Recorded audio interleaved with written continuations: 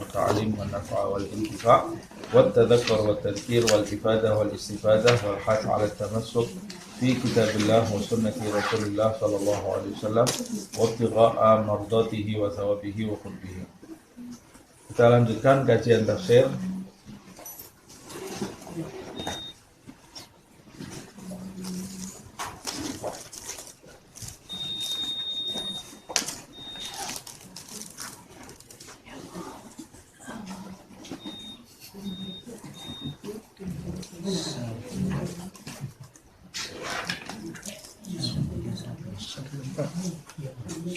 Seratus 134 sekarang ya.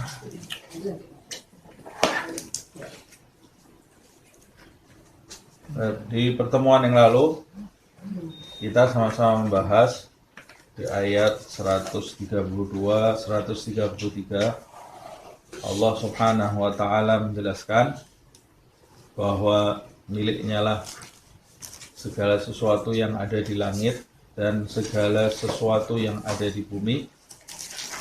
Jika dia menghendaki, maka dia bisa saja memusnahkan atau melenyapkan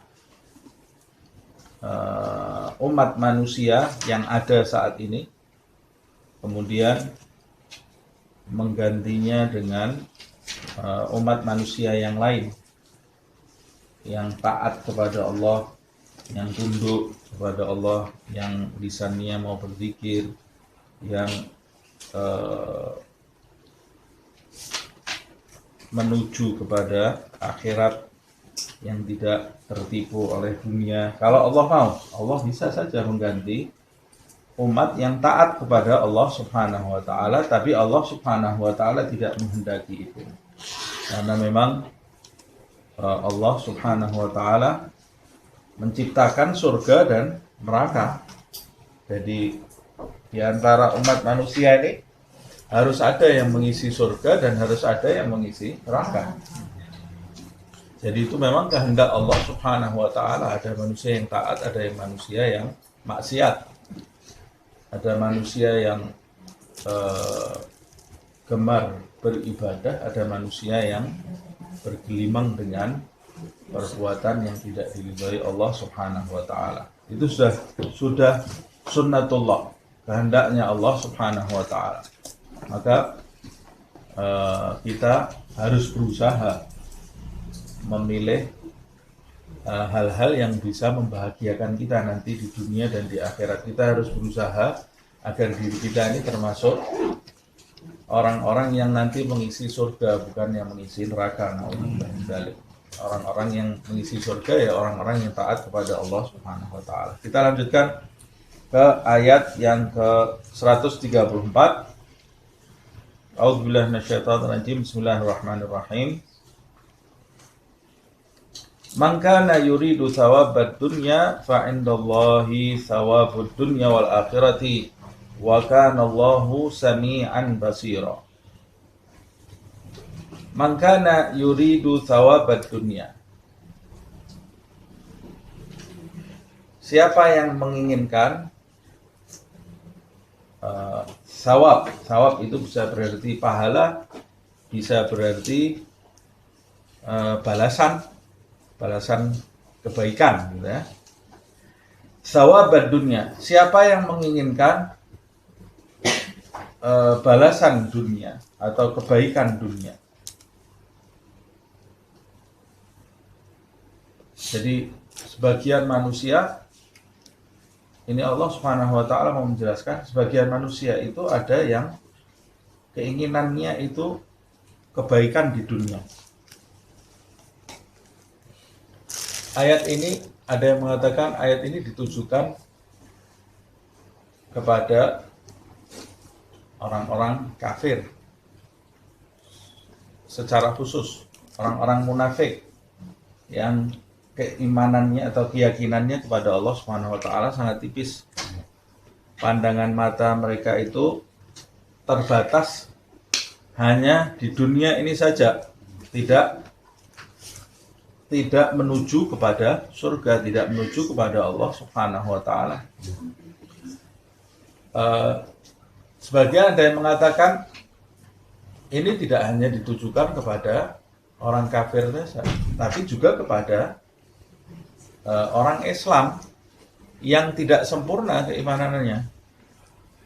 Orang Islam yang yakin adanya Allah Subhanahu wa Ta'ala, yakin adanya negeri akhirat, beriman maksudnya, beriman adanya Allah, adanya negeri akhirat, tapi mereka tidak yakin dengan itu, tidak sempurna keimanannya. Nah, orang yang tidak sempurna keimanannya, ya mereka juga akan tertipu dengan gambaran-gambaran dunia ini, yang ilusi-ilusi di dunia ini, sehingga menjadikan mereka itu hanya mementingkan kehidupan di dunia ini saja. Buat mereka kebahagiaan itu ya ketika mendapat kenikmatan dunia, selesai. Orang yang bahagia itu buat mereka ya orang yang dunianya tercukupi, sudah selesai. Orang yang dunianya tidak tercukupi berarti orang yang sengsara. Itu di pandangan, di kepala mereka hanya itu. Karena yang ada di kepala mereka seperti itu, keyakinan mereka seperti itu, makanya semua mereka kembalikan kepada kebahagiaan dunia. Yang jelas-jelas tidak beriman kepada Allah, atau yang beriman tapi tidak memiliki keyakinan. Jadi kita dapati ada orang doanya ya untuk kepentingan dunia saja, tidak ada untuk kepentingan akhirat. Yang dia minta ya untuk kepentingan dunia, tidak ada semangat di dalam dirinya untuk mengenal Allah Subhanahu wa Ta'ala. Tidak ada semangat di dalam dirinya untuk meraih kedudukan di sisi Allah Subhanahu wa Ta'ala. Yang dia kejar semuanya hanya dunia. Kedudukan ya kedudukan dunia, kenikmatan dunia. Dalam ayat juga disebutkan, faminan nasi may yaqulu rabbana atina fid dunya wa ma lahu fil akhirati min khalaq. Ada di dalam ayat kan. Sebagian manusia, kata Allah Subhanahu wa Ta'ala, ada yang berdoanya hanya rabbana atina fid dunya, ya Allah beri aku di dunia ini. Ya karena pola pikirnya dia berhenti di situ. Cara berpikir dia seperti itu. Rabbana atina fid dunya. Kata Allah, orang yang pikirannya hanya cuma dunia, fama lahu fil akhirati min khalaq. Dia tidak punya bagian nanti di akhirat. Tapi ada sekelompok orang, wa minhum may yaqulu rabbana atina fid dunya hasanah wa fil akhirati hasanah wa qina adzabannar. Ini orang yang punya keyakinan. Wahai Tuhan kami, beri kami kebaikan di dunia ini, kebaikan di akhirat. Wa qina adzabannar. Jauhkan kami semua dari siksa api neraka. Wa qina adzabannar. Ayatnya apa itu? Ulaika lahum nasibun mimma kasabu. Kata Allah Subhanahu wa Ta'ala, mereka itulah orang-orang yang punya nasib, bagian, punya nasib kebaikan di dunia, kebaikan di akhirat. Mimma kasabu, atas apa yang mereka amalkan. Nah, Allah Subhanahu wa Ta'ala menjelaskan di dalam ayat ini, ada persamaannya dengan ayat yang saya baca tadi. Wa minan nasi, dalam ayat ini, man kana yuridu thawabad dunya, siapa yang menginginkan balasan dunia, kebaikan dunia,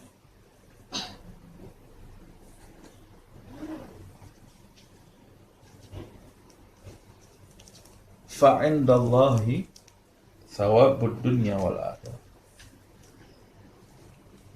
maka di sisi Allah Subhanahu wa Ta'ala itu balasan dunia dan akhirat. Jadi ayat ini mau menjelaskan manusia semua ini, baik yang beriman atau yang tidak beriman, baik yang imannya kuat atau imannya lemah, semua pasti kan menginginkan kebahagiaan. Di dunia ini juga menginginkan kebahagiaan. Tidak ada manusia menginginkan celaka. Tidak ada manusia, ya Allah, beri saya ujian di dunia ini, nanti di akhirat saya bahagia. Tidak mau manusia. Masa minta ujian di dunia? Tidak boleh kita minta ujian juga. Semua manusia pasti menginginkan semua baik-baik, kehidupannya baik-baik di dunia ini, bahagia kehidupannya di dunia, lebih-lebih lagi nanti di akhirat. Nah, yang beriman seperti itu, apalagi yang tidak beriman, di dunia ini pasti mereka menginginkan kebahagiaan, kebaikan. Nah, Allah Subhanahu wa Ta'ala berbicara kepada orang-orang yang pandangannya terbatas di dunia. Kalian kan menginginkan kebahagiaan di dunia, kalian menginginkan kebaikan di dunia ini, kalian menginginkan kenikmatan di dunia ini. Ada dua penafsiran. Penafsiran yang pertama, kalau kalian menginginkan kebahagiaan di dunia ini, maka tujulah Allah yang bukan hanya membahagiakan kalian di dunia, tapi kalian akan dibahagiakan di dunia dan di akhirat. Tujulah Allah Subhanahu wa Ta'ala. Ada lagi yang menafsirkan, ini sebetulnya ada yang tersirat dan tersurat dari ayat ini, ada yang tidak diucapkan tapi harusnya diucapkan di dalam hati. Jadi ucapannya mangkana yuridu thawabad dunya, siapa yang menginginkan balasan di dunia maka mereka itu merugi. Kok cuma menginginkan kebaikan di dunia saja? Tujulah Allah Subhanahu wa Ta'ala, indallah thawabud dunya wal akhirah. Tujulah Allah Subhanahu wa Ta'ala yang kalau kamu menujunya, kamu bukan cuma mendapatkan kebaikan di dunia, tapi juga kebaikan dunia dan akhirat.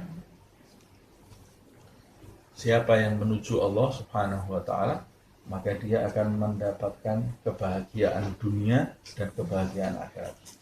Nah, kebahagiaan dunia atau balasan kebaikan dunia itu bentuknya bisa bermacam-macam. Apa sih kebaikan dunia itu? Habib Abdullah bin Alawi al-Haddad itu di dalam kitabnya Al-Hikam, dia menjelaskan ad-dunya hasanah, dunia yang baik itu seperti apa? Sebab ada orang yang mendapatkan dunia tapi tidak hasanah. Apakah orang yang mendapat dunia hasanah itu orang yang rumahnya tingkat 10, mobilnya 10, hartanya berlimpah? Apakah itu yang dimaksud dengan dunia hasanah? Apa yang dimaksud dengan dunia hasanah? Kata beliau, Al-Imam Abdullah bin Al-Haddad, ad-dunya hasanah, dunia yang baik itu adalah dunia yang menjadi sarana bagi pemiliknya untuk mencapai akhirat yang baik. Itu dunia yang baik. Tapi kalau orang dapat dunia, lalai dari akhirat, lalai dari Allah Subhanahu wa Ta'ala, itu bukan dunia yang baik, walaupun dia dapat dunia. Jadi makna dari semua ini, sebetulnya dunia yang baik itu bukan materi, tapi dunia yang baik itu yang membahagiakan rohani kita, yang bisa membahagiakan rohani kita. Kalau kita punya materi yang sedikit, tapi materi yang sedikit ini mendukung kita untuk bahagia, spiritual kita ini bahagia, itu dunia yang baik, dunia hasanah yang kamu minta. Jadi salah kalau kita Rabbana atina fid dunya hasanah. Ya Allah, saya kan sudah minta dunia hasanah, kok enggak naik-naik ini pendapatan saya? Bukan, dunia hasanah itu bukan pendapatan yang naik. Dunia hasanah itu dunia yang bisa menjadikan hati kamu lapang, membantu kamu untuk lapang, tidak sumpah, tidak pikiran. Dunia yang menjadikan, yang tidak menjadikan kepala kamu ini penat. Itu dunia yang baik. Ada orang uangnya banyak berlimpah, tapi otaknya kentang terus. Apa nih, bahagia enggak sih? Tidak bahagia. Sebagian besar orang ada yang disibukkan oleh dunia dari Allah Subhanahu wa Ta'ala. Hidupnya setiap hari ngejar uang, ngejar kedudukan dunia, tidak punya kesempatan dia untuk mencicipi ibadah, ketaatan. Kalau saya bilang dunia itu tidak mesti uang. Banyak dunia ini yang menyibukkan kita ini, banyak kan kesukaannya orang ini beda-beda. Ada yang suka uang, ada yang suka pangkat, ada yang suka makan, macam-macam kesukaan orang itu. Nah, segala sesuatu yang memalingkan kita dari Allah, segala sesuatu yang memalingkan kita dari kedudukan di akhirat, itu adalah dunia sayyi'ah, dunia yang buruk. Kan kesenangan orang ini beda-beda. Kesenangan saya dengan kesenangan yang duduk di tempat ini beda-beda. Ada orang ditawari uang tidak senang, tidak suka saya. Tapi ditawari makanan, wah asik dia. Ada yang makanan ini sampai memalingkan dia dari sholat, dari pikir, dari ini. Ya berarti dunianya dia itu ya makanan itu. Ada orang yang dunianya ngobrol, dunianya dia ini, kesenangannya hidup ini sudah ngobrol terus ngobrol, tidak bisa diberhentikan.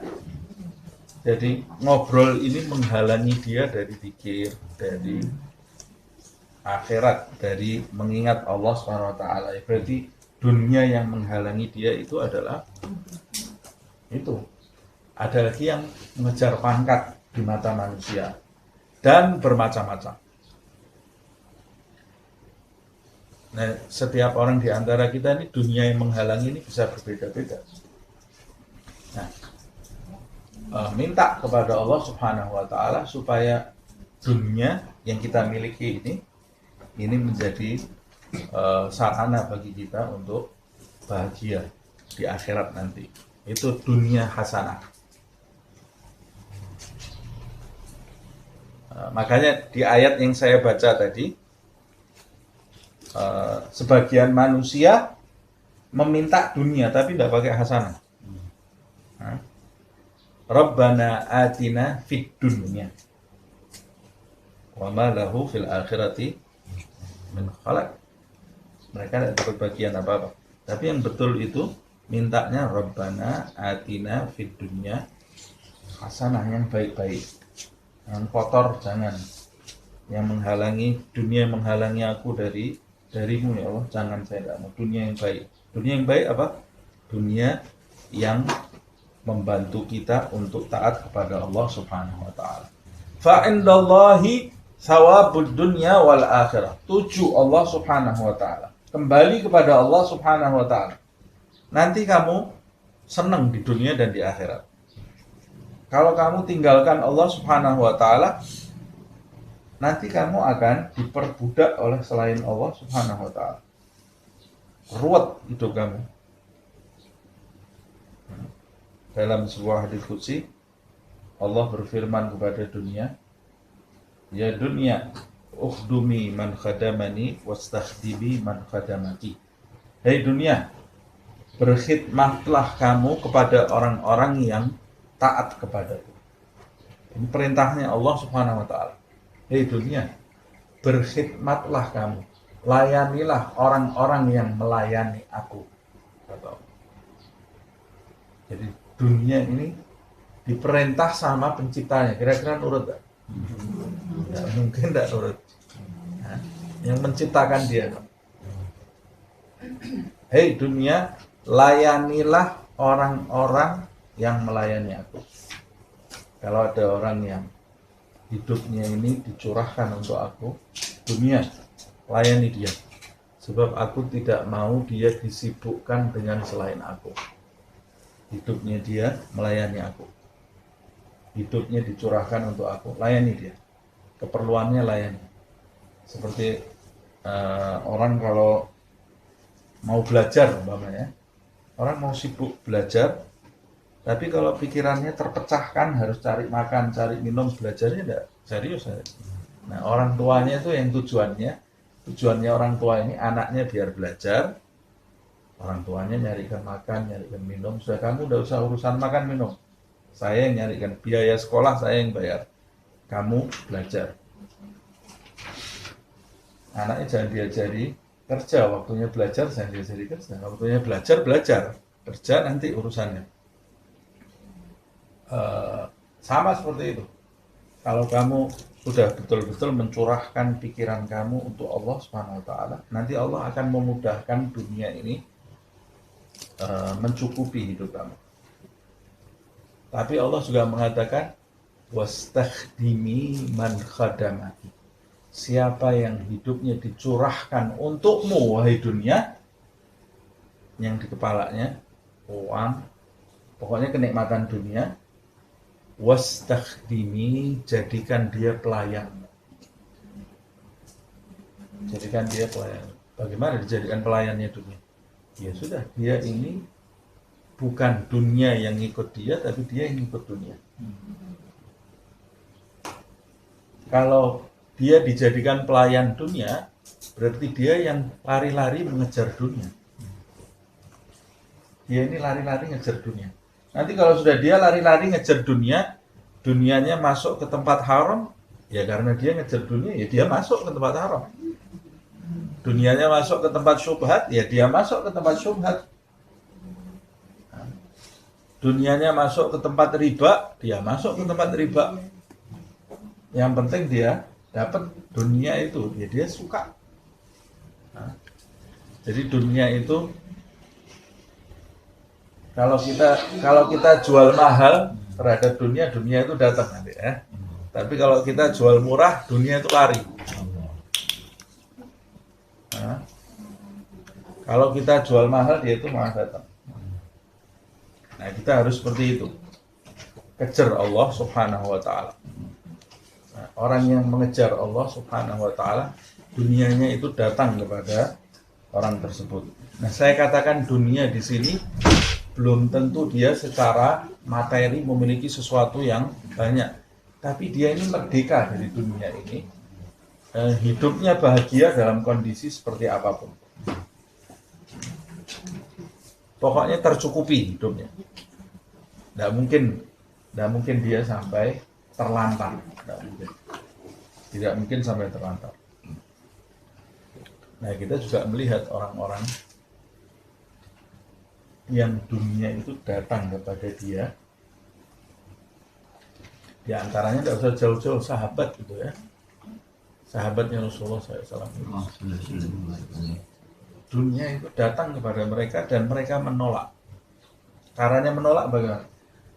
Begitu sampai dikeluarkan ke jalan yang benar dengan niat yang benar, dan mereka betul-betul tidak ada tujuan kecuali Allah. Ada orang mengeluarkan itu tujuannya supaya dapat balasan yang banyak dari dunia juga, tujuannya dunia itu ya. Ini mereka sama sekali tidak mau dunia itu.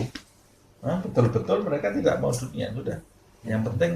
Yang penting ada yang menjadikan saya ini bisa melangsungkan hidup selesai. Lainnya buat apa gitu loh dia. Tapi kalau mau dipikir-pikir lah.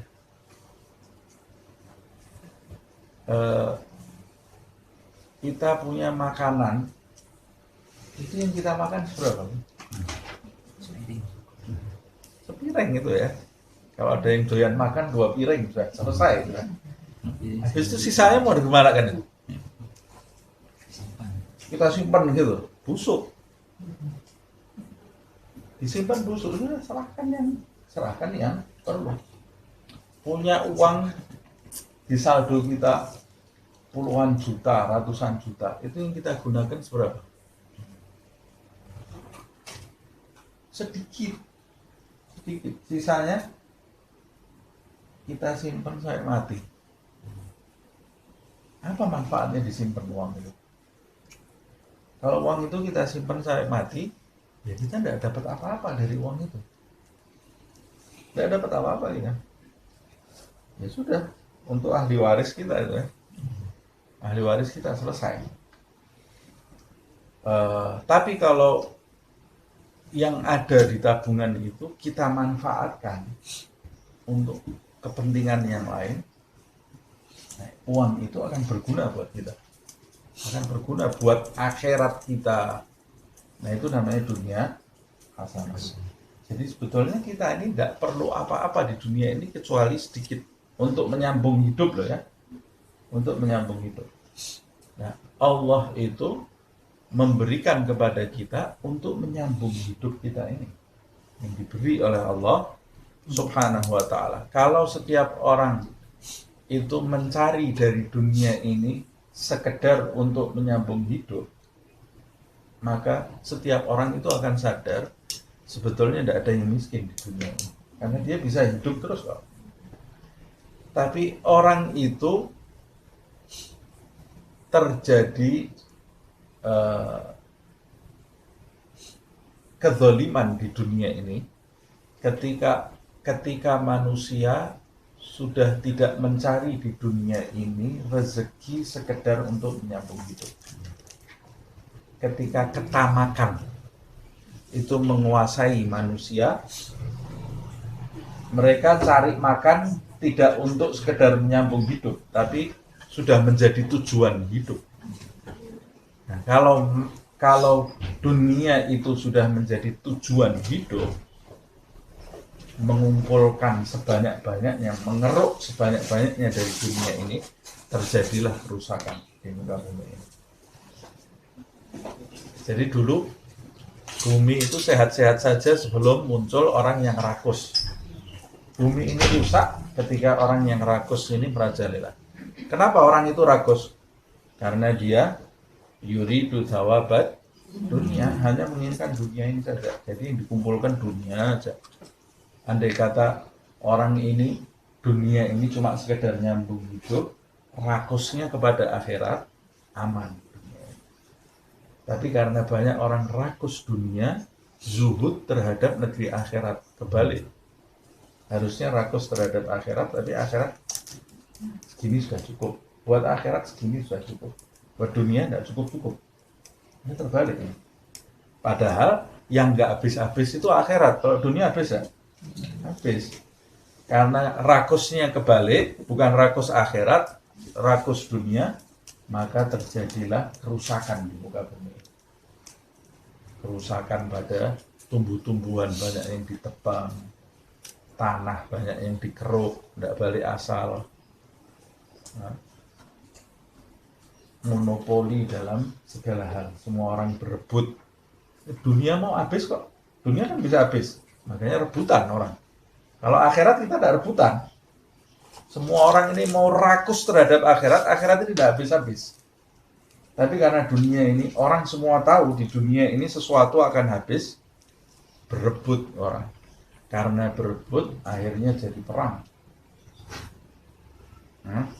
Bunuh-membunuh, menghalalkan darah, menjatuhkan martabat yang lain, caci maki demi kepentingan dunia. Nah, itu yang ditakuti malaikat itu memang terjadi kan.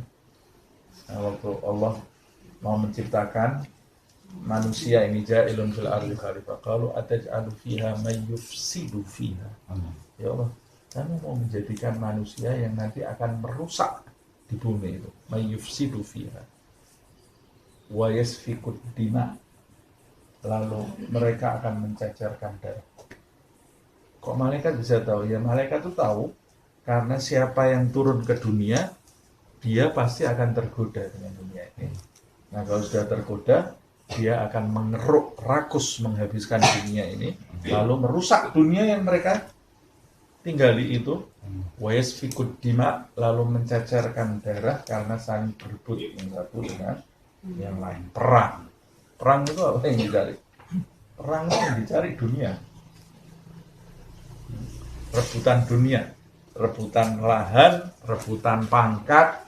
Nah, kita jangan sampai terkecoh dengan hal-hal seperti itu. Memang dunia itu, kata Rasulullah SAW, mempercantik dirinya, kata Nabi, dunia itu seperti nenek-nenek yang dandan. Nenek-nenek dari pakai lipstick, pakai celak, pakai ini merah-merah di sini. Wanita, kan Nabi Muhammad yang bilang gitu ya. Nah, orang yang bodoh, kata Rasulullah SAW, mengumpamakan manusia itu seperti laki-laki semua, baik yang perempuan diumpamakan seperti laki-laki semua oleh Rasulullah SAW. Nah, dunianya ini diumpamakan oleh Nabi seperti wanita, tapi yang sudah tua renta, cuma masih mengenakan make up. Orang yang bodoh dia tidak tahu di luar sana ada yang betul-betul fresh, yang betul-betul cantik, nggak usah pakai make up dia sudah cantik. Yang ini cuma kamuflase saja.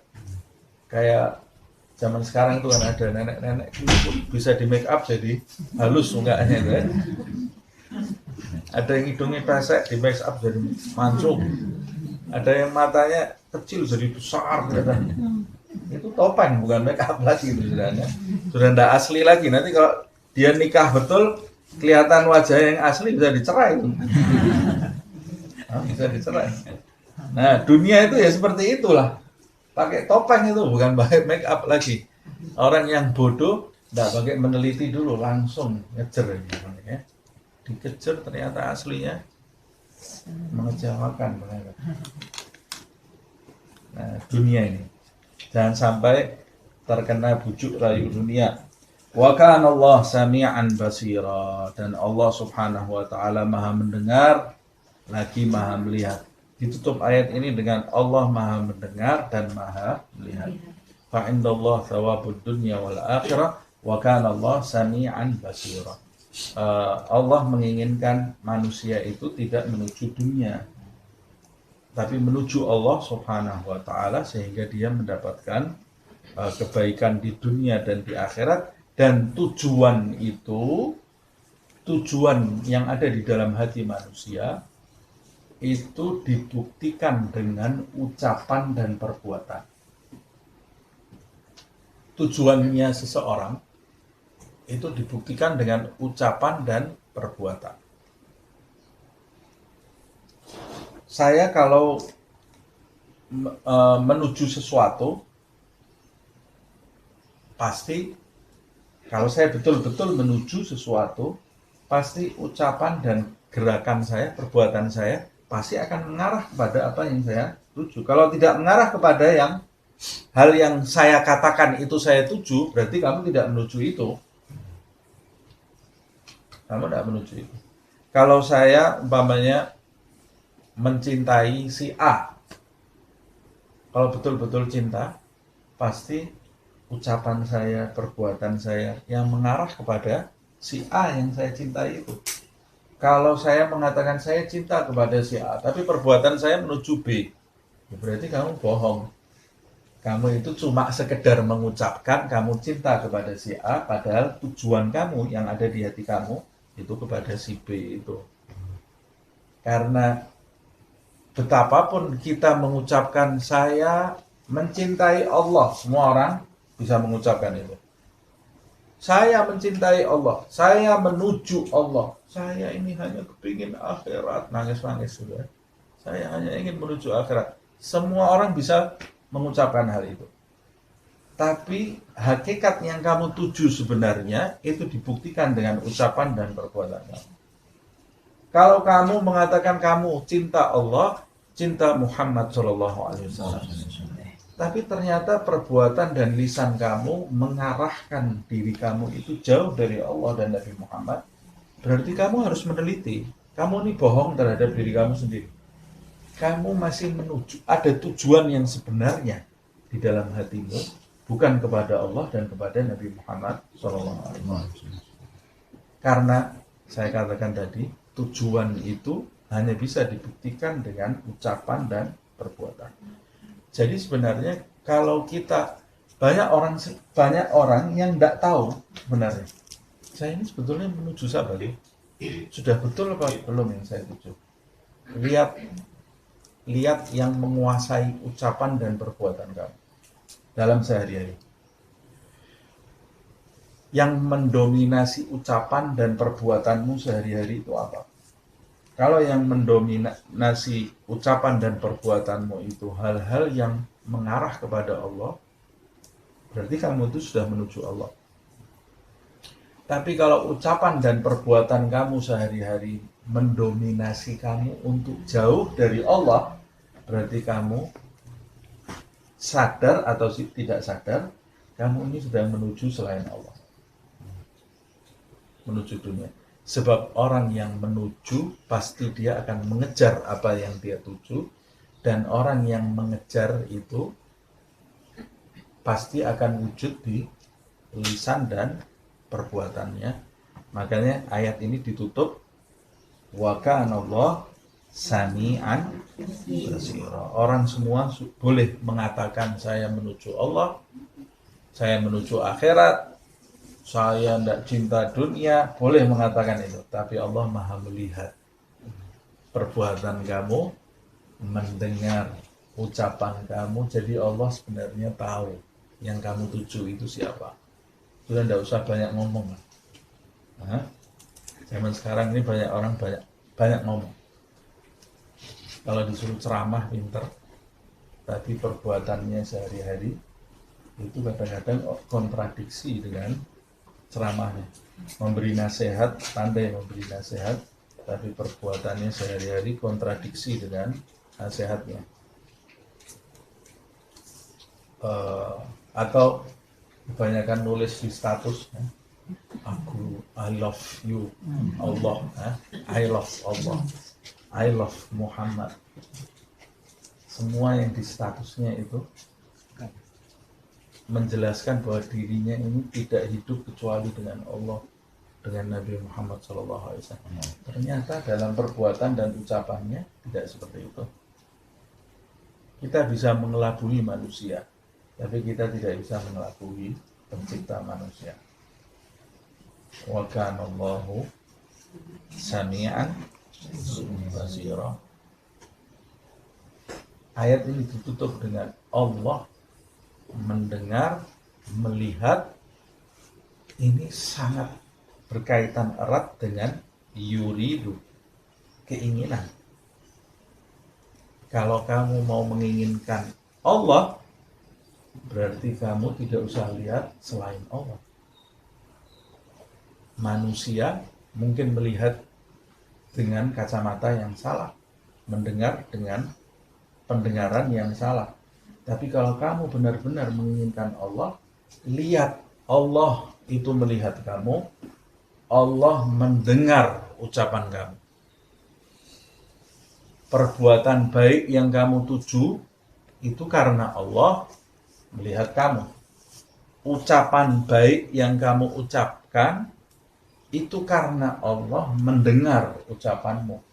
Bukan karena ada CCTV, bukan karena disadap orang, bukan karena di tengah-tengah orang, tapi karena Allah itu yang maha melihat dan Allah yang maha mendengar. Jadi ciri-cirinya orang yang menuju Allah Subhanahu wa ta'ala, ciri-cirinya ya yang dia lihat hanya Allah. Yang dia lihat hanya Allah Subhanahu wa ta'ala. Makanya ayat ini ditutup wa kana Allahu sami'an basira. Kemudian selanjutnya, ya ayyuhalladzina amanu kunu qawwamina bil qisti.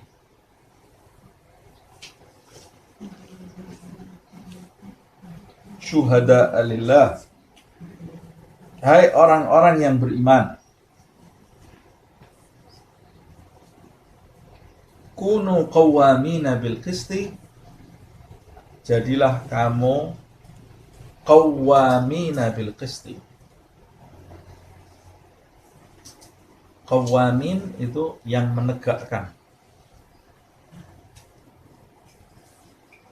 Bil qisti, al-qistu itu keseimbangan, keadilan.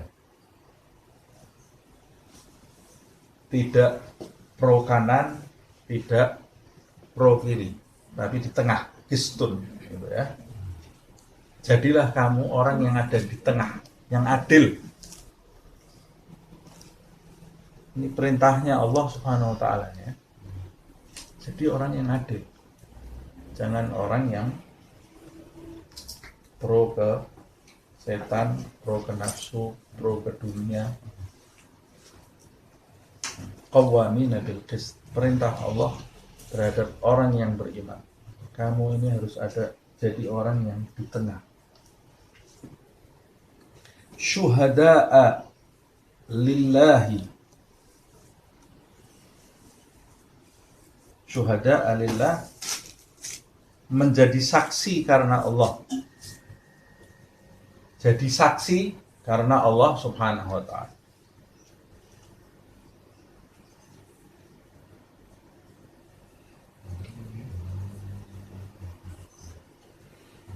Walau ala anfusikum, walaupun terhadap diri kamu sendiri.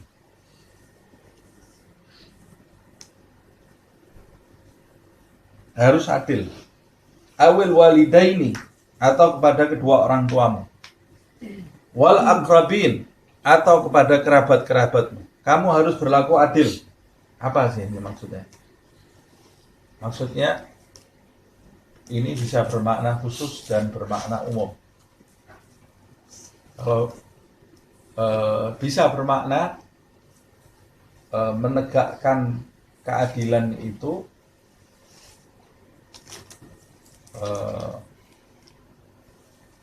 menjalankan aturan-aturan Allah Subhanahu wa ta'ala dengan adil.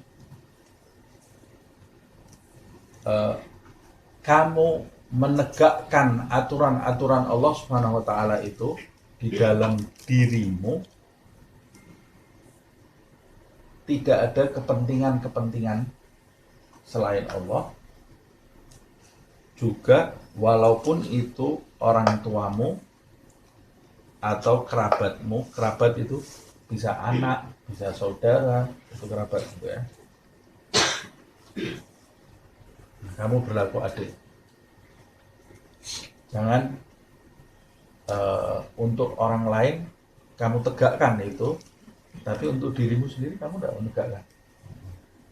Kamu bisa memerintahkan orang, kamu harus berbuat seperti ini, tapi diri kamu sendiri kamu tidak menegakkan itu. Atau kamu tegakkan peraturan untuk orang lain, tapi orang tua kamu sendiri kamu biarkan, tidak kamu tegakkan untuk orang tua kamu. Anak-anak kamu sendiri kamu biarkan dia tidak menjalani aturan itu.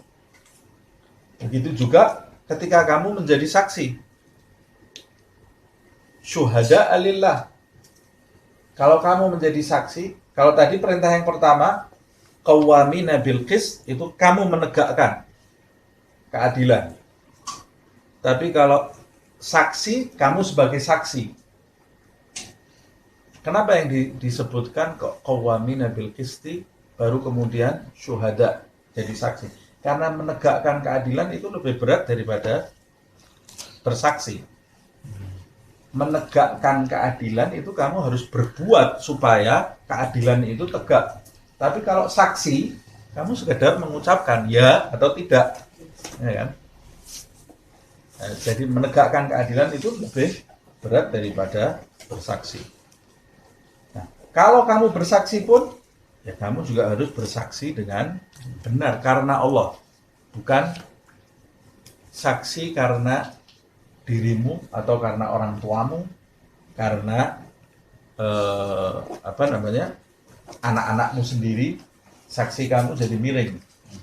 Tapi kalau orang tidak ada hubungan kekerabatan sama kamu atau bukan buat kepentingan kamu, saksinya jadi benar atau menguatkan hal-hal yang sebenarnya tidak benar buat dirimu, kepentingan diri kamu sendiri. Kamu condong ke A supaya kamu ini tidak dibilang salah.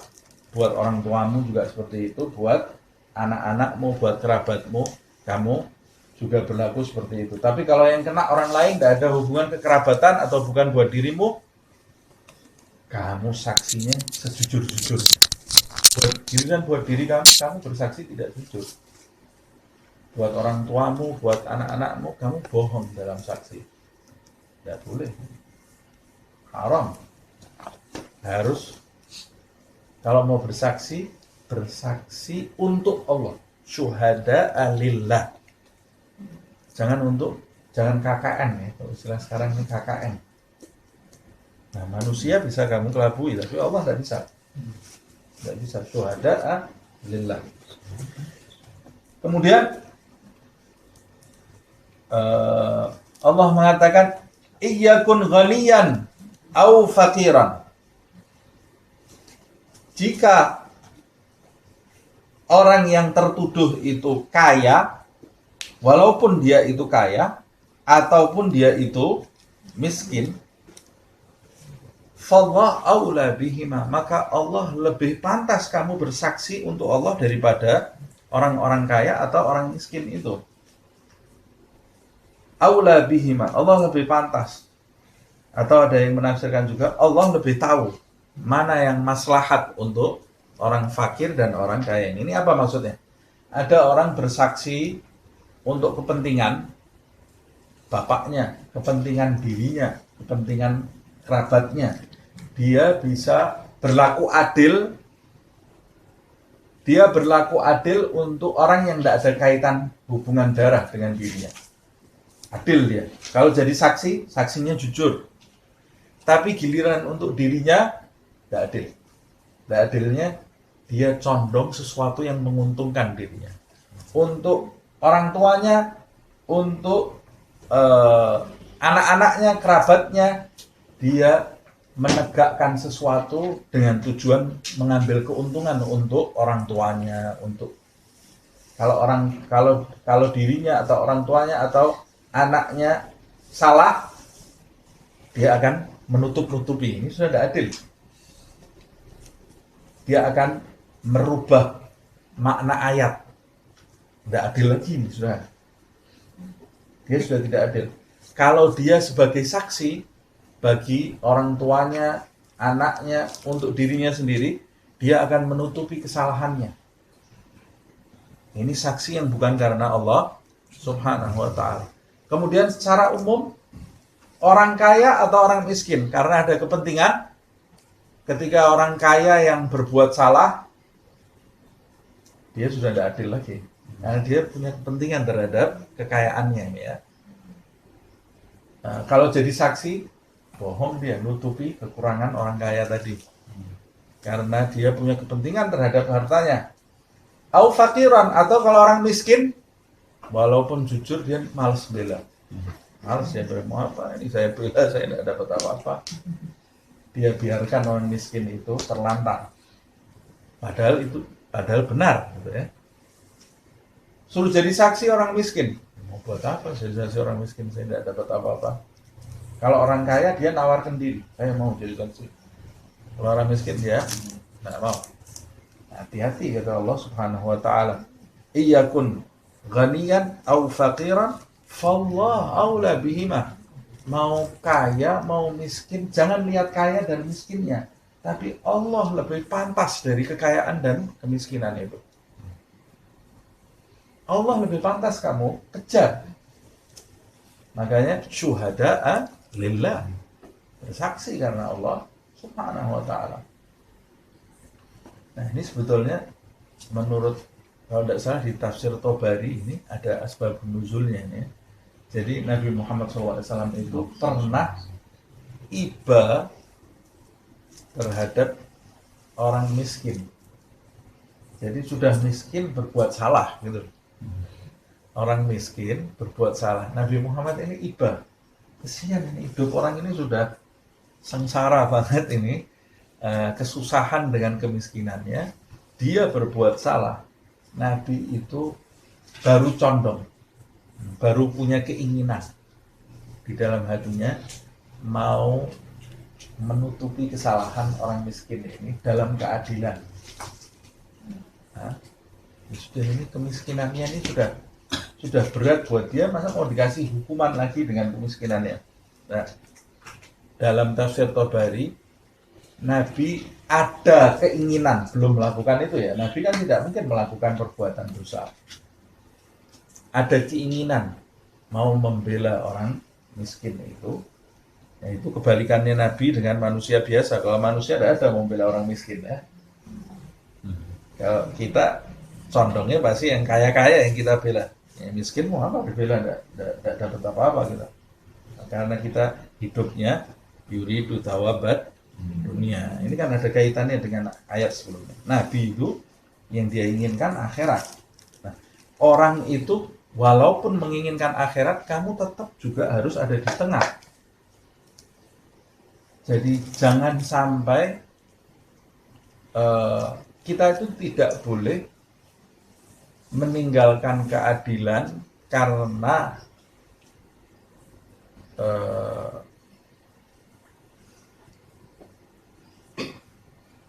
tidak boleh meninggalkan keadilan karena terlalu over dalam menghukum.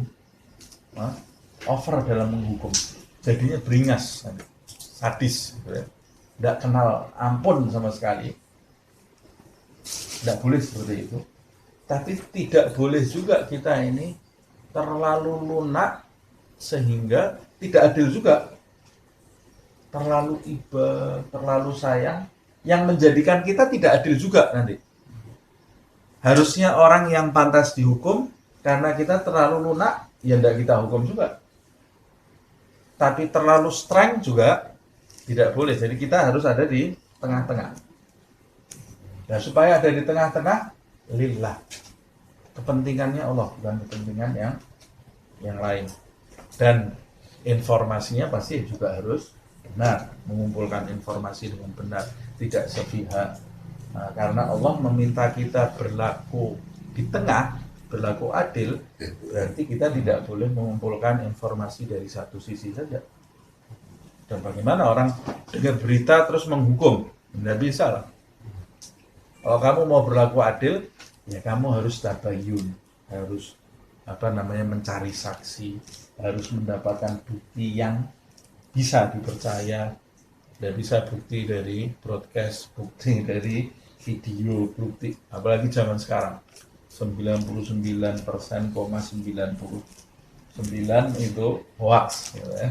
Jadi saya sudah tidak pernah lagi lihat berita, tidak pernah lihat broadcast, begitu dapat video hapus, apalagi urusan politik gitu. Segini nih sudah ya. Begitu dapat hapus sudah. Buat apa? Bohong semuanya, bohong. Jadi sibukkan diri kita dengan Allah Subhanahu Wa Taala. Kecuali kalau kamu ini hakim, yang lain. Itu kepentingan kamu untuk berlaku adil. Kalau kamu, apalagi kamu ini sebagai hakim yang ditunjuk, ya Allah, bahayanya kalau sampai kamu berlaku tidak adil, memberatkan atau meringankan, memberatkan orang yang tidak seharusnya kamu beratkan, meringankan hukuman bagi orang yang seharusnya tidak kamu ringankan. Ini nanti kamu akan berhadapan dengan Allah Subhanahu wa Ta'ala. Jangan mau jadi hakim, jangan mau jadi apa? Urusan sama yang seperti itu, aduh, ngeri. Jadi apa itu? Jaksa ya? Pengacara. Aduh, jangan. Ya kalau mau jadi ya betul-betul harus lurus. Karena arusnya sekarang ini, arusnya berat. Berat sekali.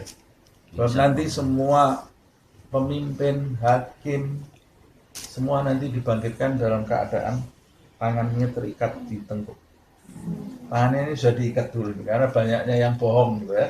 Sudah terskot dulu nih, begitu bangkit sudah dalam keadaan terikat. Nah, malaikatnya sudah tidak mungkin jujur ini, apalagi tahun 2021. Banyak yang dusta semuanya.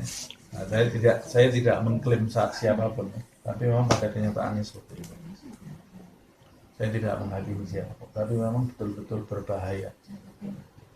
dibangkitkan dalam keadaan terikat, tangannya ditengguk. Yang bisa membuka ikatan itu keadilan. Jadi diteliti dulu, ditelitinya dalam keadaan terikat.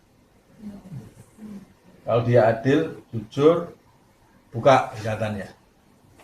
Baru kemudian diteliti yang lain. Oh iya, manfaatnya lebih banyak, masuk surga. Tapi kalau dia diteliti ternyata dari awal sudah banyak miring ya, ditendang masuk neraka itu dalam keadaan tangannya terikat. Nah, dilempar ke neraka dalam keadaan tangannya terikat. Ini keadilan dalam hal apapun ya. Sampai yang sekecil-kecilnya kita harus adil. Kan kita sendiri kadang-kadang sebagai hakim juga, walaupun tidak diresmikan negara, kita kan kadang-kadang menghadapi situasi sebagai hakim juga. Hakimnya anak-anak kita, anak kita ada yang bertengkar, ya, hakimnya kita mau tidak mau. Atau kita sebagai saksi ada umpamanya kejadian di jalan. Nah, kamu membela yang mana? Bela yang wah ini badannya kuat ini. Kalau saya bela ini yang ini saya juga dipukuli saya. Bela yang badannya kuat. Nah ini sudah tidak karena Allah Subhanahu Wa Taala. Syuhada lillah. Kalau sebagai saksi karena Allah. Kalau sebagai penegak hukum harus adil, harus di tengah-tengah. Kalau harus adil itu tidak ada hubungannya dengan kekerabatan, bahkan juga tidak ada hubungannya dengan suku, dengan bangsa, bahkan dengan agama. Tidak ada hubungan dengan agama. Kalau namanya keadilan, yang salah dihukum, yang benar dibela. Ada orang Islam maling ayamnya orang Kristen, namanya. Yang maling orang Islam. Kalau saya bela ini orang Islam, hancur dari nama Islamnya. Ustadz lagi yang paling umpamanya ini, lebih berat lagi, sudah Islam, Ustadz lagi, hancur nama Islam ini. Saya tutupi kekurangannya karena tidak boleh, haram. Ya, kalau dia maling ya kamu harus hukum dia sebagai maling. Itu terjadi di zaman Nabi. Nabi sendiri mengatakan kalau Fatimah putriku mencuri, aku potong tangan. Nabi mengatakan seperti itu ya. Walaupun tidak mungkin Fatimah itu mencuri ya. Dari mana mencuri? Dia itu wanita yang indah lahir dan batinnya. Tapi Nabi menyatakan itu sebagai wujud keadilan yang mau dia tegakkan tanpa pandang bulu. Sayyidina Umar bin Khattab, dia ada salah satu anaknya, anak beliau sendiri ini ya, zina. Karena diganggu, jadi memang ada orang yang mau merusak nama baik beliau, mengganggu anak lakinya, dikasih arak, minum, sampai kemudian zina. Tapi anaknya kemudian taubat, tapi hukumnya zina itu harus didera, dicambuk. Beliau sendiri, Sayyidina Umar sendiri yang nyambuk anaknya. Anaknya sendiri dicambuk. Sampai cambukan terakhir mati di tangannya. Ini penegak keadilan ini ya, penegak keadilan. Sayyidina Ali bin Abi Thalib juga begitu. Sayyidina Ali itu baju zirahnya dicuri orang Yahudi. Kata Sayyidina Ali, ini orang Yahudi lewat bawa baju perangnya itu. Kata Sayyidina Ali, ini bajuku ini. Padahal dia waktu itu Amirul Mukminin ya, khalifahnya beliau ya. Ini baju saya nih. Dari mana kamu tahu ini baju kamu? Kata Yahudi. Nah itu kalau terjadi di zaman sekarang sudah habis itu Yahudi itu. Tinggal di Madinah, Amirul Mukmininnya ini ya, pemimpinnya bajunya dicuri sama dia, dan dia ini minoritas di Madinah. Minoritas. Ya habis kalau zaman sekarang itu. Sudah viral ditonjoki orang Islam satu kampung gitu Yahudi. Tapi kata Sayyidina Ali, enggak, itu baju saya. Kamu kan Amirul Mukminin. Iya, kata Sayyidina Ali, saya khalifahnya sekarang. Ya sudah, jangan main tuduh, kata Yahudi tadi. Ayo kita ke pengadilan, kata dia. Berangkat ke pengadilan. Sampai di pengadilan kata hakim ini, Khalifah punya bukti tidak? Punya. Siapa? Ada saksi kalau ini baju perangnya Khalifah. Ada. Siapa? Hasan dan Husain, anak kau. Anak kami, kata dia. Kata hakimnya, kan Khalifah tahu anak tidak bisa jadi saksi. Tidak bisa anak jadi saksi, nanti bisa bela bapaknya kan, karena kepentingan kekerabatan ya, tidak boleh. Ada saksi lain? Tidak ada. Ya kalau begitu ya tidak bisa. Saya ini kita hukumi, ini baju ini miliknya Yahudi. Kalah Khalifahnya ini, karena tidak ada saksi. Yahudinya ini jadi melongok, lihat keadilan Islam, bukan membela karena agamanya sama, tidak, membela lillah, karena Allah. Tidak membela karena ini khalifah, ini harus saya menangkan, kalau tidak bahaya nanti saya dicabut pangkat saya. Tidak, lillah, syuhada'a lillah. Yang salah, yang betul. Akhirnya Yahudi ini, hikmahnya Yahudi ini masuk Islam saat itu juga.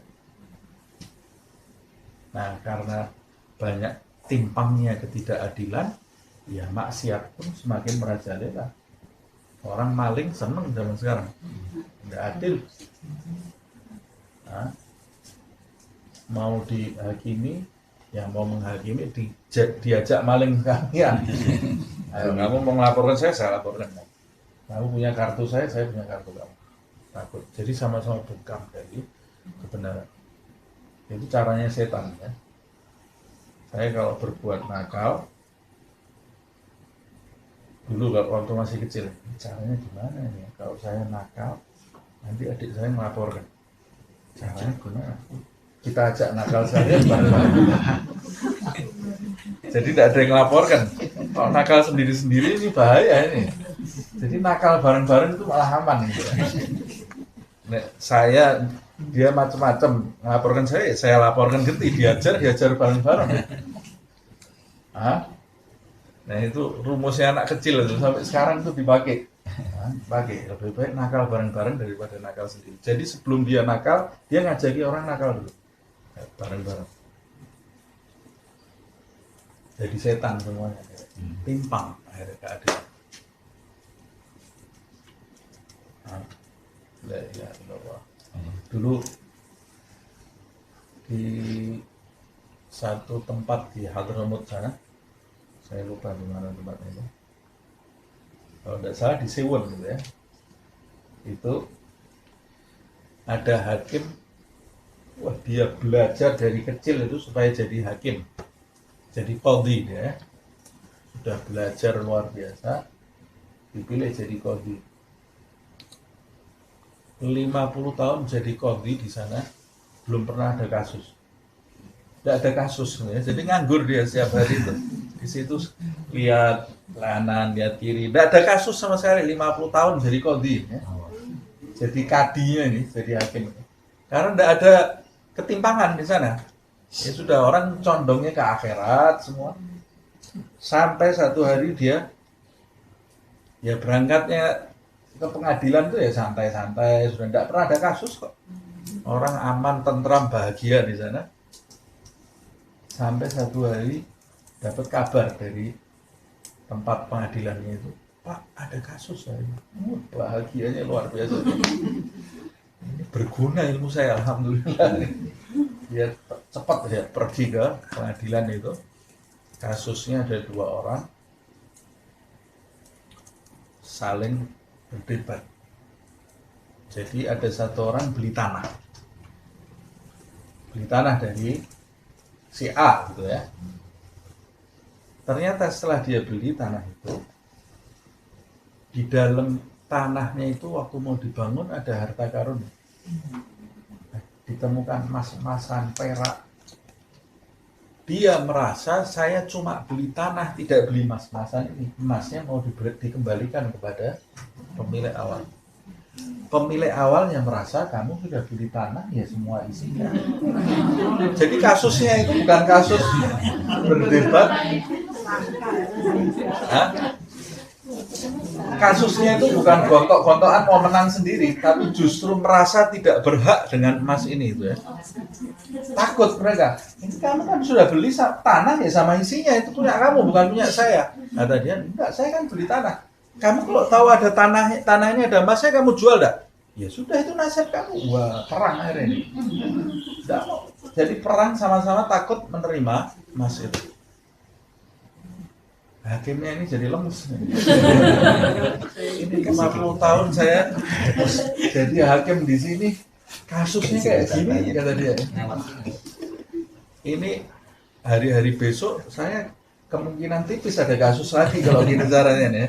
Nggak ada gunanya nih saya belajar di sini, kata dia. Akhirnya lihat ini debat-debatan, dilihat sama hakim. Debat-debatan nggak ada yang memberi emas. Kata dia, sudah gini saja, kata hakimnya. Kamu punya anak lagi? Punya. Kamu punya anak perempuan? Punya. Kawin. Kawinkan, emasnya ini modal buat anak kamu. Wah, kata dia, oh iya betul ya. Pulang akhirnya jadi rukun lagi nih ya. Jadi besan. Jadi besanan.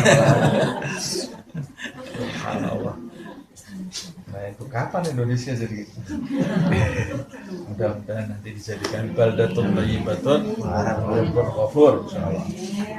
Nah, kemudian awil walidaini wal aqrab iyyakun ghaniyan aw faqiran fallahu aula bihima fala tattabi'ul hawa an ta'dilu. Lihat Allah Subhanahu wa taala mengingatkan fala tattabi'ul hawa an ta'dilu. Jangan kamu mengikuti hawa nafsumu.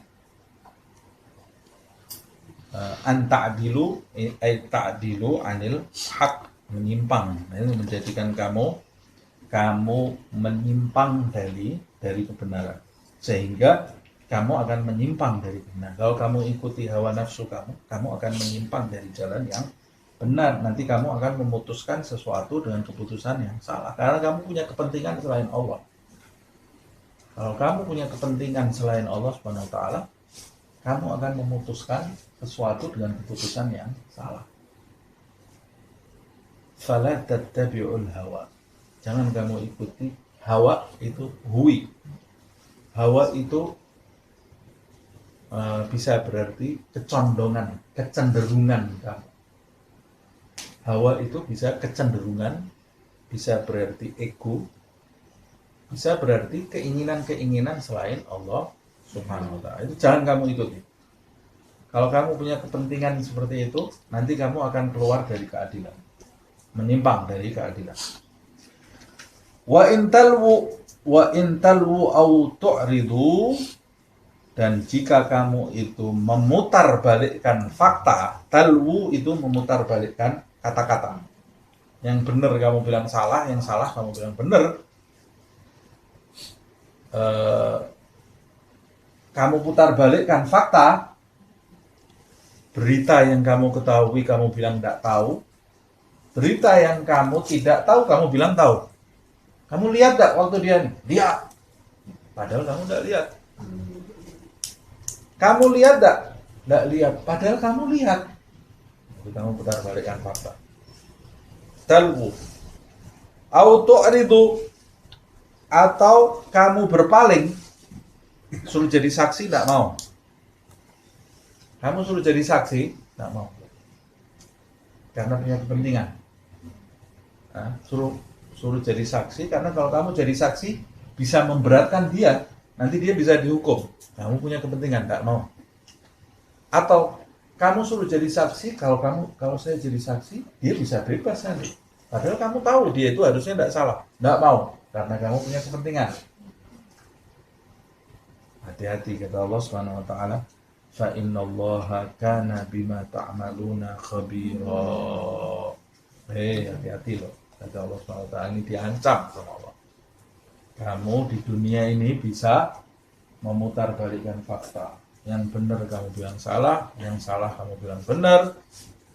Jadi saksi tidak mau, punya kepentingan. Saksinya A, kamu bilang B. Hati-hati, kata Allah Subhanahu wa taala. Di dunia ini kamu bisa selamat dari hukuman.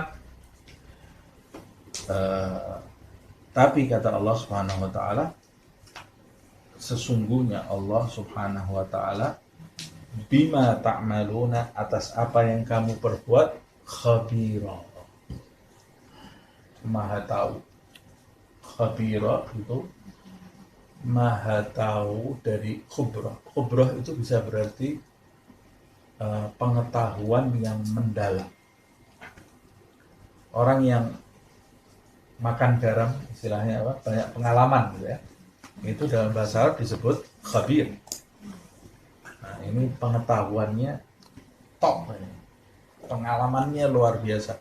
Nah, Allah Subhanahu wa taala itu mengetahui sampai yang dalam-dalam, yang pelik-pelik, manusia bisa bingung dia.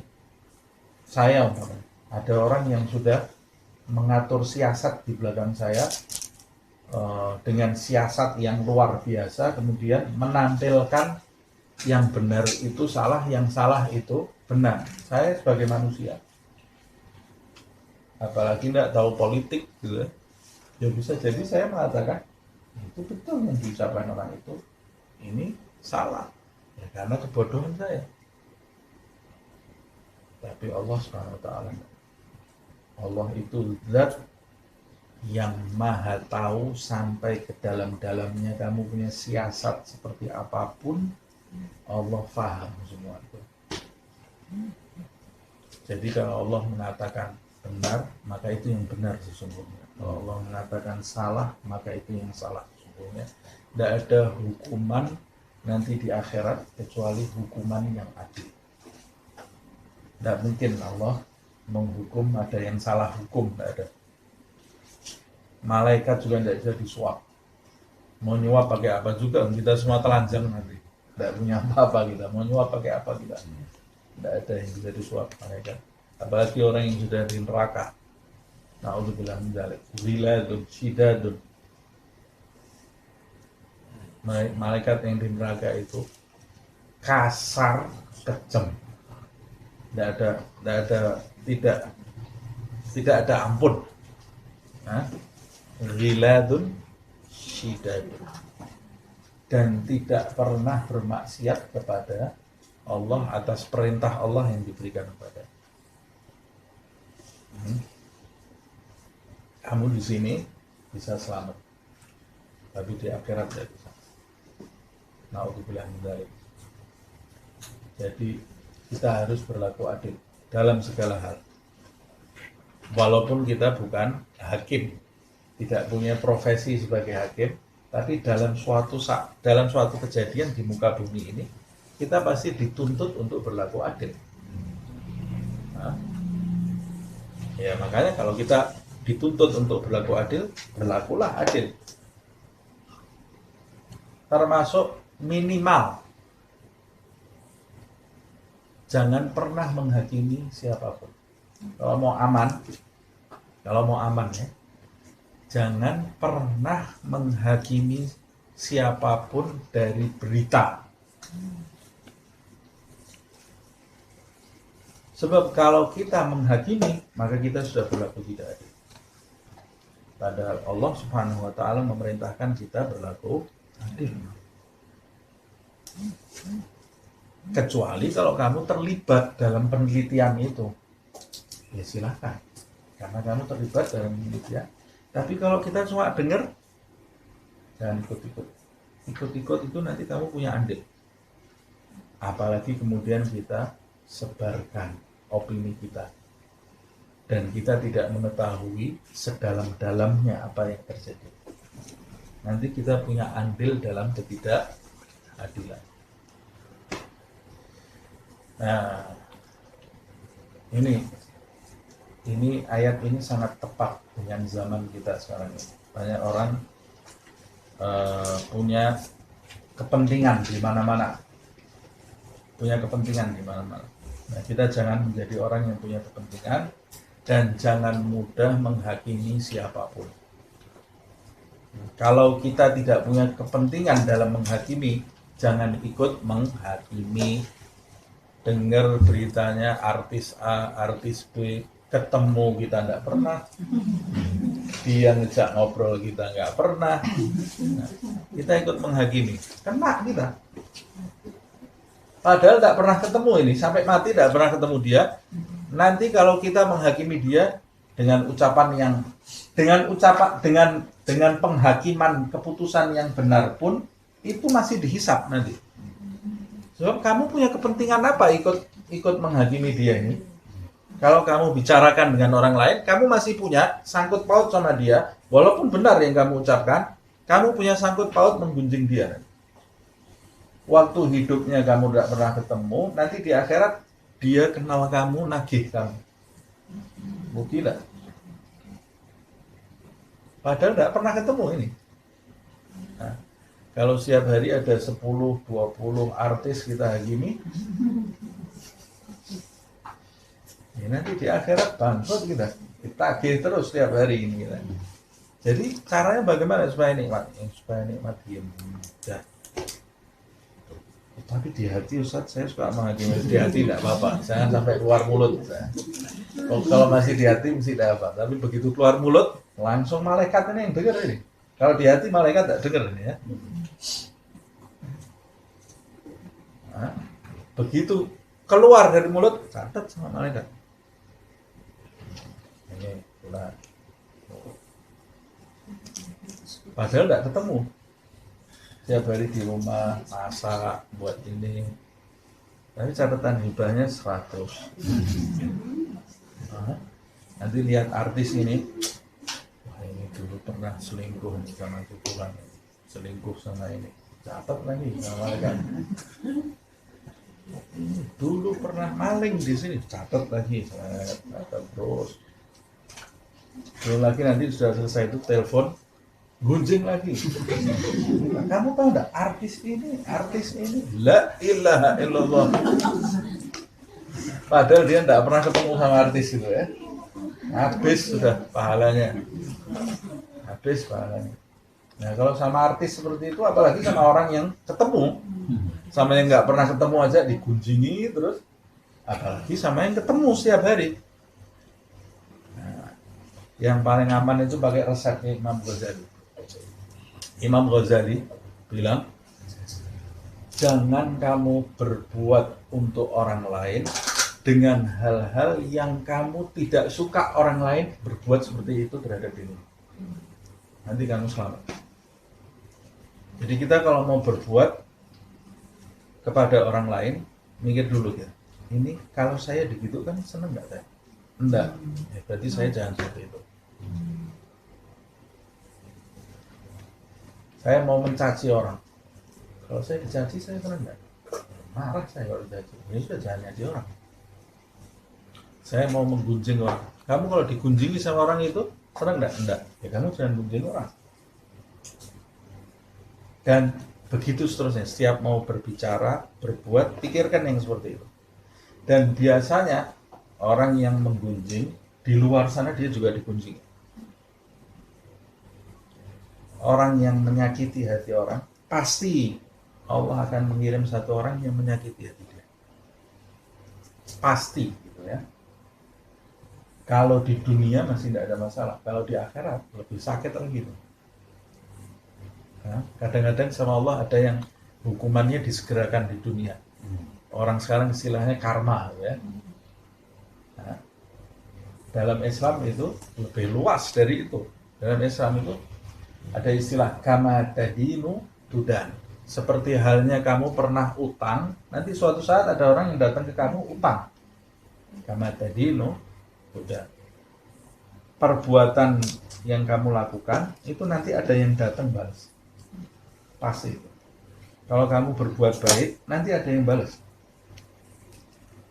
Nah, bukan cuma di dunia, nanti di akhirat juga ada kalau perbuatan baik. Kalau perbuatan buruk, kalau kamu belum bertobat kepada Allah, nanti di akhirat juga dapat balasannya.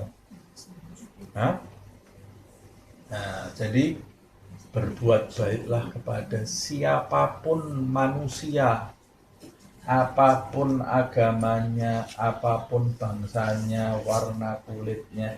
Jadi orang yang baik, yang memberikan kebaikan kepada siapapun. Termasuk kebaikan petunjuk, hidayah, ini yang paling penting ya. Tapi kalau kita sudah nutup diri kepada satu orang, nanti kebaikan kita tidak tersalurkan. Nah, ini pesan yang indah dari ayat ini ya. Orang Islam itu, orang beriman, semuanya adalah orang-orang yang adil di tengah dan bersaksi atas semua manusia karena Allah Subhanahu wa ta'ala. Tidak mungkin talwu au tu'ridu, tidak mungkin memutarbalikkan fakta, tidak mungkin berpaling dari keadilan. Itu orang Islam, orang beriman yang sebenarnya. Semoga Allah Subhanahu wa ta'ala menjadikan kita orang yang beriman yang sebenar-benarnya. Amin. Yang diinginkan oleh Allah Subhanahu wa ta'ala. Semoga Allah Subhanahu wa ta'ala menjadikan kita termasuk mereka yang mendengarkan nasihat dan mewujudkan dalam kehidupan sehari-hari. Semoga Allah Subhanahu wa ta'ala menjadikan majlis kita ini nanti menjadi saksi baik kelak di hadapan Allah Subhanahu wa ta'ala. Amin ya rabbal alamin. Bismillahil Fatihah.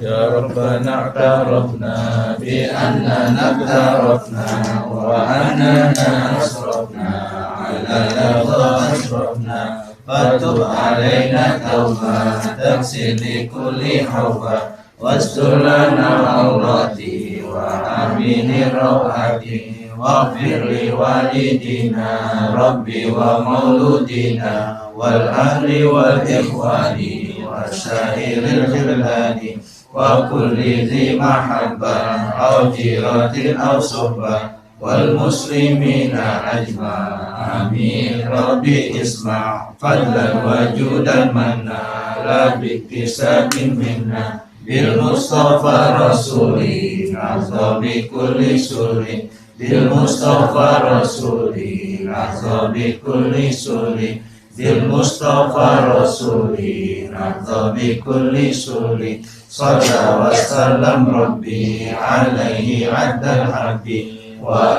alihi wa sahbihi idada khashis suhbi walhamdulillahi fil badi wa tanahi Allahumma bihamdika asyhadu an la ilaha illa anta astaghfiruka wa atubu ilaik. Subhana rabbika rabbil izzati amma yasifun wa salamun alal mursalin walhamdulillahi rabbil alamin.